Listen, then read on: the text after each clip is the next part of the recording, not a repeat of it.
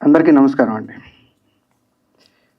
గత 15 రోజులుగా ఈ సమస్య మనల్ని వెంటాడుతూ ఉంది.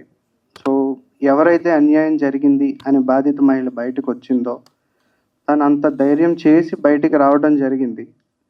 కంప్లెయింట్‌లో కూడా మేము క్లియర్‌గా మెన్షన్ చేశాము. ఏమేమి వీడియోలు, ఆడియోలు పెట్టి మమ్మల్ని బ్లాక్‌మెయిల్ చేస్తూ, మా చుట్టూ ఉన్న వాళ్ళని కూడా భయభ్రాంతులకు గురి చేస్తూ అతను మమ్మల్ని ఇబ్బంది పెడుతున్నాడు అని మేము కంప్లెయింట్‌లో మెన్షన్ చేశాము. డే 2 నుంచే అతను అది స్టార్ట్ చేయటం మొదలుపెట్టాడు. ఇదే విషయాన్ని మేము కోర్టు వారికి సవినయంగా తెలియజేయడం జరిగింది. దాని మీద ఇమ్మీడియేట్‌గా మాకు ఆర్డర్ రావడం జరిగింది. సో, దానికి సంబంధించింది ఒకసారి మీడియా అందరికీ తెలియజేయాలనుకున్నాం. మీరందరూ నిజంగా చాలా సపోర్ట్ చేశారు సార్. సో, దీన్ని ఇంకా ముందుకు తీసుకెళ్ళాలి. ఎనీ డౌట్స్ మీరేదైనా ఉంటే దీని గురించి అడగాలంటే ఒకసారి you can address sir. Mega cinema ఇష్యూలోని జరిగిందా? ఏం జరిగింది మెగా సినిమా ఇష్యూ?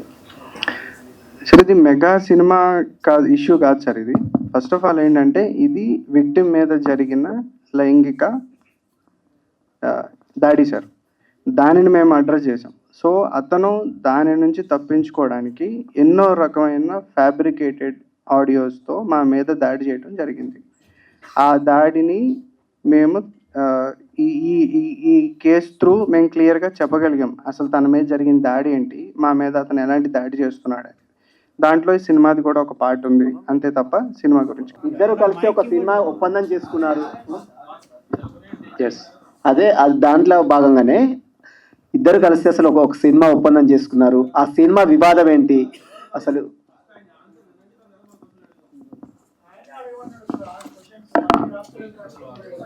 ఒక 1 minute అండి, మీకు కంప్లైంట్ ఏంటో క్లారిటీగా ఇస్తాం. కంప్లైంట్ ఇంతవరకు ఎవరికి తెలియదు కదా, మీకు కంప్లైంట్ తెలిస్తే క్లారిటీ వస్తుంది. ప్రొడ్యూసర్స్గా ఎవరైతే ఈ సినిమాకి ఉన్నారో అసలు వీళ్ళు ఎలా ఎంట్రీ అయ్యారో మనం చూడాలి. వీళ్ళు ఎలా ఎంట్రీ అయ్యారంటే, కో ప్రొడ్యూసర్ గారు అండ్ విక్టిమ్ ఒక సాంగ్ చేయాలి అని. వాళ్ళ స్టేటస్ ఏంటో మీకు ఆల్రెడీ తెలుసు. వాళ్ళు శ్రీ పిక్చర్స్ అనేటువంటి బ్యానర్తో ఇంతకుముందు కొన్ని చిన్న చిత్రాలు కానీ, సాంగ్స్ కానీ, లేదా షార్ట్ ఫిల్మ్స్ కానీ ఇలాంటివి తీసున్నారు. అండ్ విక్టిమ్ ఎవరైతే ఉన్నారో 2014 నుంచే తన యాక్టింగ్ ఫీల్డ్లో ఉన్నారు. అండ్ బొంబాయిలో కూడా కొన్ని సీరియల్స్ చేశారు, ఇప్పటికీ అవి మనకు వస్తూనే ఉంటాయి. And Bigg Boss celebrity. ఈ శ్రీ పిక్చర్స్ని 2019లో ఎస్టాబ్లిష్ చేశారు. ఎస్టాబ్లిష్ చేసిన తర్వాత ఒక సాంగ్ తీద్దాం. ఇప్పుడు హర్ష సాయి అనే వ్యక్తి ఇండియాలోనే నెంబర్ 1 యూట్యూబర్గా ఉన్నాడనేది మనందరికీ తెలిసిన విషయమే. సో ఒక సాంగ్ తీద్దామనే ఉద్దేశంతో ఒక మీడియాలో ఉన్నటువంటి ఒక యాంకర్ ద్వారా వెళ్ళి కలవటం జరిగింది. కలిసిన సందర్భంలో ఈ హర్ష సాయి అనేటువంటి వ్యక్తి ఒక 2-3 సిట్టింగ్స్ ఐటీసీ కోహినూర్స్లో ఇలా అయిపోయిన తర్వాత వీళ్ళ ఫినాన్షియల్ బ్యాక్గ్రౌండ్ని వెరిఫై చేసుకోవడం జరిగింది. నా దగ్గర ఒక స్టోరీ లైన్ ఉంది.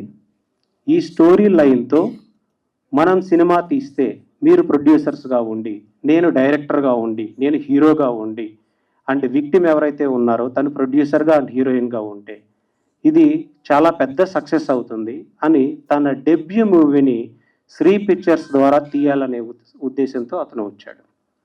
సో మనం అతని క్యారెక్టర్ అనాలిసిస్ మనం చేసుకుంటే, ఒక పేదవాడికి ఒక బార్బర్ని మిలియనియర్ చేయాలి అంటే అతని వీడియోస్ మీరు చూసుంటారు. ఎంత బ్యాక్గ్రౌండ్ వెరిఫై చేసుకుంటాడండి? వాళ్ళ టీంని పంపించి అతని ఫినాన్షియల్గా అతను ఏంటి, నిజంగా పేదవాడా కాదా, ఇన్ని వెరిఫికేషన్స్ చేసుకుంటాడు. ఎస్, చూశానండి.